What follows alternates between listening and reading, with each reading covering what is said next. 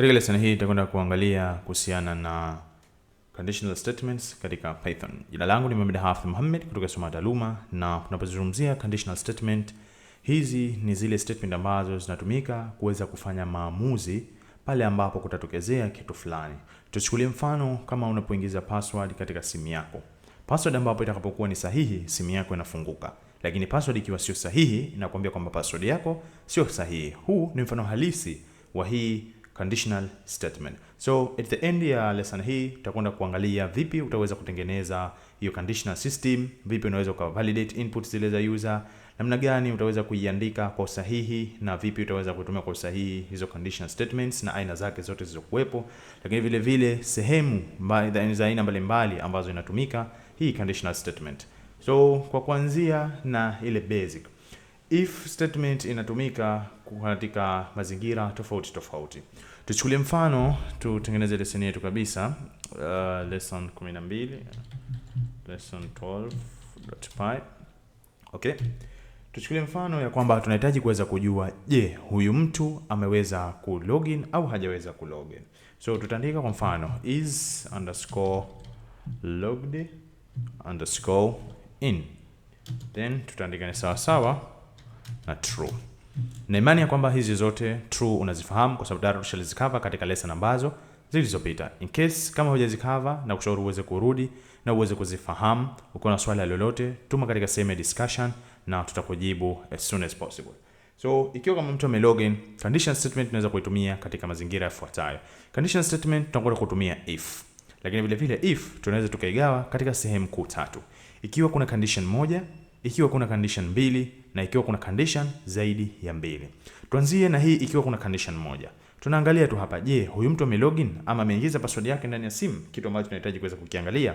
So tutaandika if, then tutaandika is logged in moja kwa moja. Tayari it means kwamba hapa tunakwenda kuingiza keyword yetu. Baada ya hapo ama variable yetu tunakwenda kuweka full colon. Hakikisha unaiweka full colon. It means hii ni syntax yake ya if. Ikiwa kama hujaweka full colon, itakuletea error na itakukatalia. So nitapiga enter. Baada ya hapo itaacha nafasi. Hiyo nafasi inafahamika kama ni indentation. Bila shaka nadhani unaifahamu katika lesson ambazo tulizozipita. So ndani ya indentation tunakwenda kuandika sasa kitu gani kiweze kufanyika ikiwa kama hiyo condition iko true. Ikiwa huyo user amefanya nini? Ameweza ku login. So hapa tunamwambia just print. Naweza tukaandika pengine print you have logged in, welcome. Tunaweza kitu kama hicho hapo. Tujaribu kuweza kuirun program yetu. Tutakaporun moja kwa moja katika output tumeona you have logged in, welcome. Kwa nini? Kwa sababu condition yetu iko moja, lakini vile vile iko true. What if ikiwa kama hapa itakuwa ni false? Kiweka kama hapa itakuwa ni false, ikiwa kama na tutaclear hapa output yetu na tukirun tena utakuta kwamba hakuna jawabu la aina yoyote iliyotoka. Na tukasema kwamba control statement tunaweza kuigawa katika sehemu tatu. Ikiwa kuna condition moja, ndio hii ambayo tuliweza kuiangalia. It means hapo ilipo sasa hivi kama tulivyoona imekuja katika upande wa false, imekataa, hajatuletea jawabu la aina yoyote na program yetu imestop. Ama kama itakuwa kuna code nyingine, maana yake zitakuwa zinaendelea mbele moja kwa moja. So tuangalie katika upande wa zikiwa ziko mbili. Ikiwa ziko mbili, maana yake sasa tunakwenda kumwambia alternative yake. Hii tumemwambia if is logged in. Ikiwa kama atakuwa amelogin, maana yake hapo lazima condition yake iwe ni true.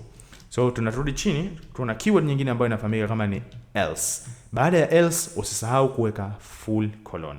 Utapiga enter, nayo vile vile itaacha indentation. Else maana yake ni kinyume chake.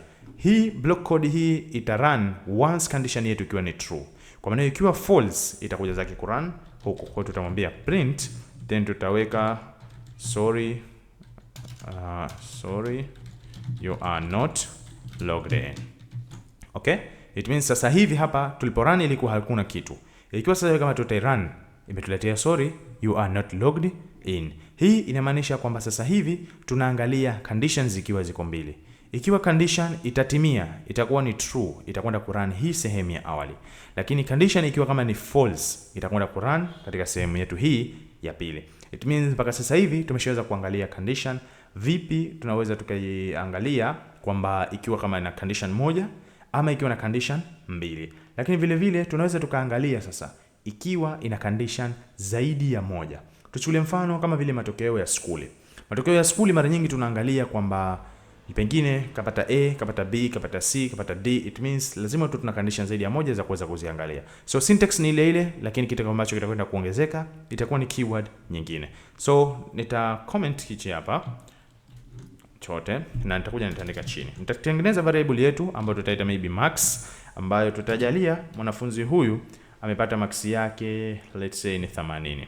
Okay? So tunaanza mwanzo. If max tunaweza tukamwambia ni greater than or equal. Tayari. Greater than or equal to 80. Hapa tutakuja moja kwa moja tutai print A.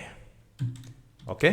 Hapo maana yake itakuwa tumetumia ni condition moja. Ukumbuke ya kwamba katika if statement hapa baada ya hili keyword ya if tuna uwezo wa kutumia vitu vya aina tofauti tofauti. Tuna uwezo wa kupass variables zetu, tuna uwezo wa kupass arithmetic operators na operators za aina mbalimbali, zote zinaweza zikafanya kazi. Nafikiri hapa kama run program yetu imetuambia nini? Ikiwa kama hii max tutaishusha hapa. Let's say tuiandike 79. Tukirun atakuwa hatuna jawabu lolote. So kwa mbale ambapo tulipokuwa tumesoma awali, tutamwambia else. Vinginevyo tutaprint, pengine tutamwambia ni f, kwa maana ya kwamba huyu amefanya nini? Amefeli. Now tumepata f kwa sababu tayari tuna condition mbili. Lakini tunahitaji kuweza kuangalia maxi ikiwa na 80 kwenda juu ni a, lakini akipata kuanzia 65 kuja juu, huyu anatakiwa awe na b na sio kwamba atakuwa amefeli. It means hapa tuna keyword nyingine ambayo inafahamika kama ni elif. Elif nayo vile vile unakuja kuiweka hapa. Katika elif hakikisha inakuwa iko tofauti kidogo na else. Yaani utakapotumia keyword ya elif lazima uandike ile variable yako ama ile expression yako ambayo unahitaji iweze kuangaliwa. Kwa mfano, tunaandika hapo elif max ni greater than au ni sawa sawa pengine na 65. Sawa? Kwa hivyo hapa ndio tutakuja kutumwambia print, tutakuja kumwandikia b. Kwa hiyo hapa tayari tunazo condition zetu ngapi? 3. Ikiwa sasa hivi kama run program yetu, now tumepata kwamba huyu mwanafunzi amepata b kutokana na max yake. Tukijaribu kushusha sasa hivi hii, ikiwa kama tutaiweka 85, tukisave program yetu na tukirun tena tumepata a. Ikiwa kama tutaishusha sasa hivi tukiweka pengine ikapata 45 na tukija tukirun program yetu amepata f. Kwa hiyo katika muundo kama huu, yani katika syntax hii ambayo tumeweza kuitumia, tunaweza wa kuangalia condition zaidi ya moja katika scenario za aina tofauti tofauti na katika maeneo tofauti tofauti. Lakini tunaweza tukachukua mfano mmoja mwingine wa kuweza kuitumia hii if else ama condition, tunaweza tukazitumia. Hapa tunaweza kuangalia tu ile basic syntax how inafanya kazi, lakini katika real world tunaweza tukaitumia katika sehemu tofauti tofauti. Tuchukulie mfano tunataka kuweza kutumia logical operators. Na imani ya kwamba unazifahamu logical operators ni kitu gani, kwa sababu tayari tushazisoma katika lesson ambazo zilizopita. So tunaweza tukaandika hapa, let's say username ni sawasawa na pgrdcenter.com. Okay, sorry, hii ni string, so lazima yes. Okay, lakini vile vile tukawa tuna password sawa, let's say ni 1234 kama ndio password yetu. Okay, so tunakwenda kuangalia sasa hivi hapa if username, ikiwa kama username itakuwa ni sawa na kitu gani? pgrdcenter.com. Okay, and panake tuna uwezo wa kwenda kuziunganisha, and password ikiwa kama password yetu itakuwa ni sawa na nini? 1 2 3 4. Tunaweza tukamwambia hapo sasa print, tunaweza tukamwambia login successfully. Maana yake ya kwamba hapa ikiwa kama username na password zitakuwa ni sahihi sawa na hizi. Hii tunaweza tukachukulia kama ni user input tu, lakini kuweza kurahisisha lesson tunaiweka hivyo. So else, vinginevyo kinyume na hapo, else kinyume na hapo tutakuja print, tutamwambia vipi? wrong credentials. Okay, so tujaribu ku run program yetu. Kuna syntax error wapi? Okay, so exit clear. Sawa, turun tena. Ametuambia kwamba login successful. Lakini ikiwa kama hapa tutabadilisha password, tutaongeza 5. Tukija tukiongeza 5, tukisave, tukirun program yetu, na wametuambia vipi? Kwamba ni wrong credential. Kwa maana hiyo condition inaweza kutumika katika mazingira ya aina tofauti tofauti na katika sehemu tofauti tofauti. Lakini vile vile tuna vitu ambavyo tunaweza tukavifahamu ama tunatakiwa tuweze kuvifahamu katika upande wa condition, lakini sio katika condition tu, katika sehemu tofauti tofauti. Katika programming kuna kitu ambacho kinafahamika kama vile nested. Tunapozungumzia nested, maana yake tunachukua kitu fulani kinakuwa ndani yake. Let's say kwa mfano kama hii condition, tunaweza tukawa tuna nested conditions, tunaweza tukawa tuna nested loop, tuna vitu tofauti tofauti nested. Tuchukulie mfano, tunahitaji kuweza kuangalia kwamba huyu mtu kwanza lazima awe na role ya administrator, lakini vile vile lazima mtu huyu anatakiwa aweze pengine kuwa ni active, kwamba anatumia hii account yake inafanya kazi, inatumika. Mtu huyu hatuwezi kumwangalia kwa kutumia condition moja. Lazima tuangalie condition mbili, kwamba kwanza, je, huyu mtu yupo active? Akishakuwa yuko active, je, huyu ni administrator? Ikiwa kama ni administrator, maana yake ni vipi? Huyu ataweza kuingia katika dashboard ya administrator. Ikiwa sio administrator, apelekwe katika dashboard ya kawaida. Vinginevyo, kama huyu user hayuko active kabisa, imletee message kwamba tayari vipi, account yako imekuwa disabled, huwezi kuingia katika mfumo. Tunaweza tukatengeneza mfano huu kwa ajili ya kuweza kuifanya hii Python na kuweza kuisoma hii nested. So hizi nitaweka comment, nitashusha chini, nitaandika hapa role ni sawa sawa na admin. Then sawa sawa na admin. Then hapa tunaweza tukaandika is_active ni sawa sawa na true, kwamba huyu mtu wetu yupo true.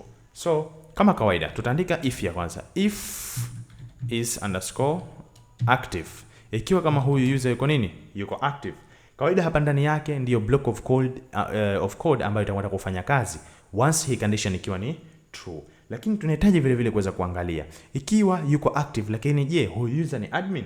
It means ndani yake tunaweza tukaandika condition nyingine ambayo hii ndio inafahamika kama ni nested if. So if role ni sawa sawa na admin, maana yake hapo tuna condition mbili. Lazima kwanza awe yuko active, lakini vile vile lazima awe ni nani, role ya admin. Hapo ndio print, naweza tukamwambia let's say welcome admin to your dashboard. Okay, so hapa ita stand vile vile kwamba tuna condition moja, lakini tuko katika nested if. Maana lazima awe ni active. It means akiwa hayuko active, program yetu haito run. Ikiwa kama sio admin, program yetu maana hatutopata jawabu yani. Kwa hiyo tunaweza tukairun, tumekuta welcome admin to your dashboard. So hapa tunaweza tukamwambia kwamba else. Vinginevyo, ikiwa kama role yake sio admin, print huyu bila shaka atakuwa ni user wa kawaida. Kwa hiyo tutamwambia welcome pengine student to your dashboard. Karibu mwanafunzi katika dashboard yako. It means ya kwamba ikiwa kama role yake sio admin, huyu basi bila shaka atakuwa ni mwanafunzi. So hapa let's say tuandike student na tu-run program yetu, moja kwa moja tumeambiwa welcome student to your dashboard. Lakini hapa tuliangalia sharti kwamba account iko active, lakini role yake pia ni nani? Ni student. Kwa hiyo hapa tupokuja kuangalia katika condition ya mwanzo kwamba lazima awe yuko active, ndipo tuje tuingilie hapa katika block code hii hapa. Indentation ni kitu muhimu sana cha kuweza kukizingatia. So tukaje tukafungua if ya pili ama nested if ya pili. Hapa tukaenda kuangalia sasa role yake. Je, huyu ana role gani? Ili tuweze kumdetermine na kuweza kumfahamu kwamba huyu tumpeleke sehemu hii au tumpeleke sehemu ile pale. So hapa tunaweza vile vile tukaifunga programu yetu kwa kumwambia vile vile else katika if statement yetu ya mwanzo ya parent, ile ya mwanzo kabisa. So tunamwambia else huyu mtu ikiwa kama haiko active, maana yake itabidi tumpretend tumwambie sorry, your account is blocked, please contact administrator for more information. Okay. Kwa maana hapa sasa hivi tunakwenda kuangalia condition zetu katika sehemu tofauti tofauti. Na imani ya kwamba utakapoweza kuifahamu vizuri hii, unaweza ukaitumia katika sehemu tofauti tofauti katika kuweza kufanya maamuzi ya namna mbalimbali. So, nafahamu kwamba inawezekana ikawa bado kidogo hujaielewa. Nitakushauri uweze kurudia kidogo, uifanyie mazoezi ili uweze kuifahamu vizuri. Lakini tumeweza kukava na tumeweza kuangalia kuhusiana na condition kwa jumla. Ikiwa na condition moja inakuwa iko vipi, ikiwa kuna condition mbili itakuwa iko vipi, ikiwa kuna condition zaidi ya mbili nazo vile vile zitakuwa vipi, na tumeweza kuangalia mifano ya aina tofauti tofauti kuweza kuhakikisha kwamba tunaifahamu hii lesson vizuri. Lakini tunaweza tukaangalia kitu kimoja. Kuna kitu ambacho inafahamika kama ni ternary conditions. Ternary conditions hizi, kitu hichi kimoja ambacho tumekiandika hapa, tuna uwezo kwa kukiandika katika line pengine 2 mpaka 3 tu. Kwa hivyo tunaweza tukazitumia ternary conditions. Let's say hii hapa mimi nitai comment, tutatengeneza mfano wa hii kuweza kudemonstrate ternary operation inakuwa vipi. So let's say tunahitaji kuweza kuangalia kama huyu mtu anaruhusiwa kupiga kura au haruhusiwi kupiga kura. So bila shaka mwanzo itabidi tuweze kupata umri wake. Let's say tunaandika age ni sawa sawa na miaka yake 14. So hapa tunaweza tukaandika kitu status. Status ni sawa sawa, then hapa tutaandika moja kwa moja ile output yetu, let's say adult. Tayari kwamba huyu ni adult. Lakini huyo adult ije wapi? If age ni kubwa au sawa sawa na miaka mingapi? 18 bila shaka kwa mujibu wa sheria zetu. Else vinginevyo tunamwambia kwamba huyu ni nani? Ni minor. Bado ni mdogo tu. Tunaweza tukaandika katika muundo kama huu hapo. Then chini yake hapa just tukafanya nini? Tukaiprint status yetu. Status. Okay. So tumekwenda ku express kila kitu ndani ya line moja. Tutakapo run program yetu ametuambia huyu ni minor kwa sababu ana miaka yake mingapi? 14. Lakini pengine hapa ana miaka let's say 50. Na tukisave, tukija tukirun, tutaambia kwamba huyu ni adult. Kitu hichi ambacho umekifanya hapa kwa kutumia ternary condition ni sawa sawa na kuweza kuandika kwa urefu wake, yani ni sawa na kuanza kuandika variable. Tunaweza tukatumia hiyo maana yake if age is greater than or equal to 50 to 18, sorry, to 18. Uje hapo mwambie print adult, alafu hapo uje zako chini pia umwambie else, uje zako print umwambie minor, kitu kama hicho hapo. It means line hizi zote ambazo tumeziandika hapa 1 2 3 4 ni sawa sawa na hii line moja ambayo tumeiandika hapa. Tumekwenda ku express kila kitu. Kwa hivyo kama utakuwa na swali lolote katika lesson hii, kuna sehemu ambayo hujaifahamu, unahitaji ufafanuzi, na kushauri uweze kutuma swali lako katika sehemu ya discussion ili kuweza kupata ufafanuzi zaidi na uelewa zaidi wa lesson hii.